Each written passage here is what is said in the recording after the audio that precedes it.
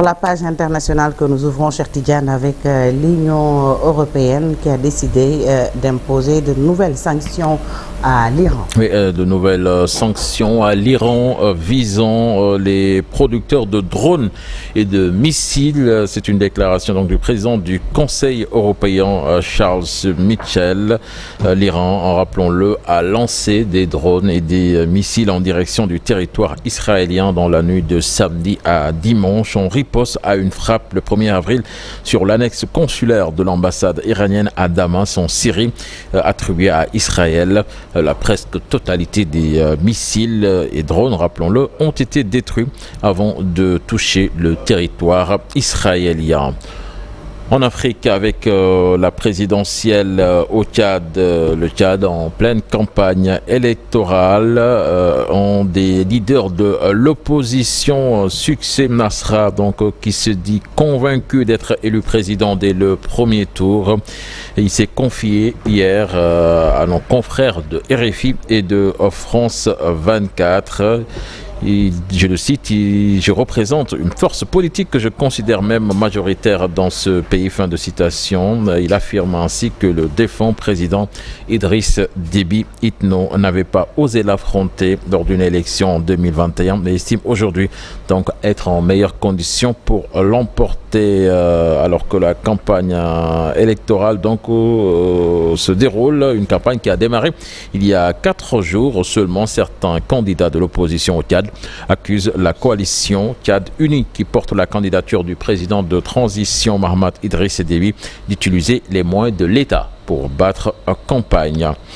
Nous parlons des Panama Papers avec cette peine maximale de 12 ans de prison requise contre les principaux prévenus. Donc il s'agit des 2 fondateurs du cabinet d'avocats Mossack Fonseca, accusés de blanchiment d'argent donc dans ce scandale international d'évasion fiscale révélé en 2016.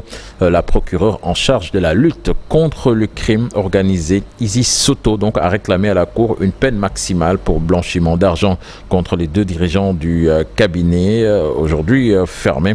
Les 2 prévenus ont aussi dissimulé, couvert et fourni de fausses informations à des entités bancaires pour ouvrir des comptes et dissimuler la propriété d'actifs, a ajouté à Madame Soto. Pour l'accusation, les 2 fondateurs de l'étude donc sont responsables d'avoir facilité par l'intermédiaire du cabinet panaméen la création de sociétés opaques dans lesquelles les cadres de la multinationale allemande donc ont procédé donc à ce forfait qui a conduit aujourd'hui à ce procédé Panama Papers. Nous allons à Dubaï à présent avec ces fortes pluies qui se sont abattues dans ce pays. 2 ans de pluie en 24 heures. Dubaï paralysé par ces précipitations records. Les Émirats Arabes Unis, l'un des pays les plus secs de la planète, donc frappé par ces pluies torrentielles qui ont causé donc des inondations soudaines et fait 18 morts dans la principauté voisine d'Oman. Et pour terminer, football avec la Ligue européenne des champions, on connaît l'affiche des demi-finales de cette compétition. Le Real Madrid qui s'impose au tir au but face à Manchester City, temps réglementaire 1 but partout. Les Espagnols qui rejoignent le Bayern de Munich qui de son côté s'est imposé en 1-0 face à Arsenal.